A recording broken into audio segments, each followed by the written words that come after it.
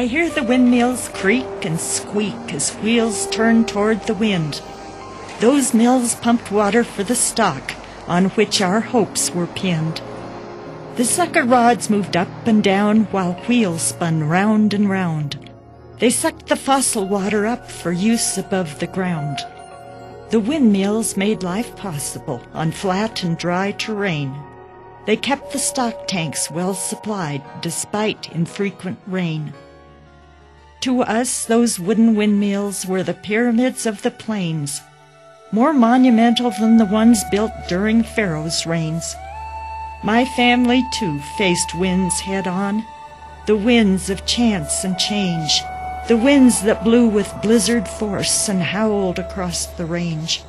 And like the windmill derricks, we anchored to that place and turned as did the windmill wheels to face what we must face.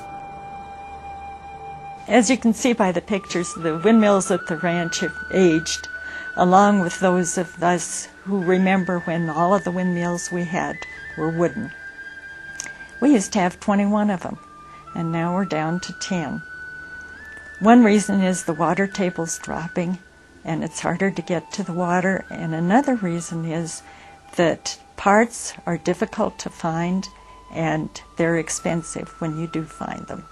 And it's hard to find somebody who's willing to climb up this rickety old derrick and stand on this little 4-by-4 foot platform to replace the parts that need replacing.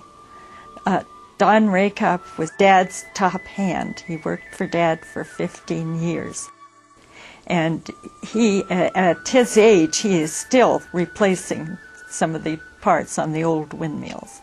Don, earlier today we were talking about you climbing up the windmills and still working on them at age 77. Yes. Do you think that's safe?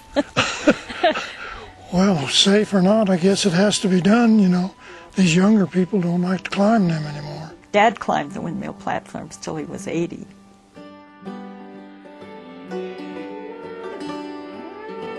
And today, for the first time, I saw people rounding up the cattle on their four-wheel ATVs. Yeah, that's the modern way, I guess, you know. That's progress. Yeah, you'd have to say it's progress. The horses kind of went out of style.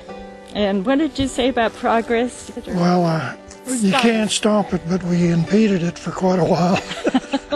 It wasn't just the windmills that aged over the years. So did the ranch equipment. Let me tell you about Dad's tractor.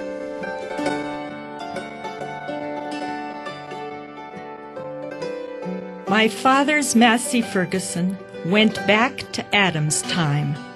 At any rate, it had been years since it had seen its prime. The neighbors always joked about the baling wire and gum that held the thing together and that really made it hum. We said, "Why don't you give it up?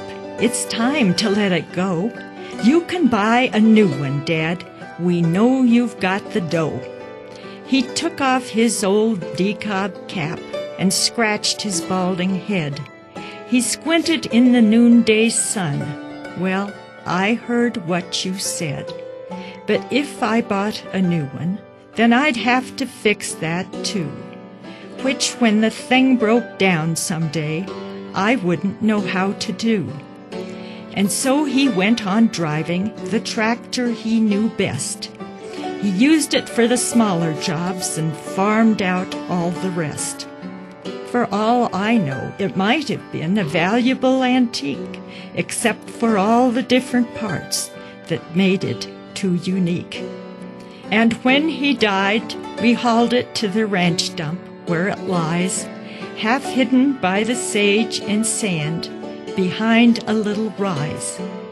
Now no one else can make it work. No one will even try, for times have changed, and as they did, they passed that tractor by.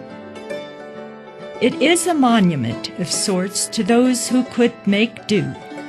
They used it up and wore it out instead of buying new.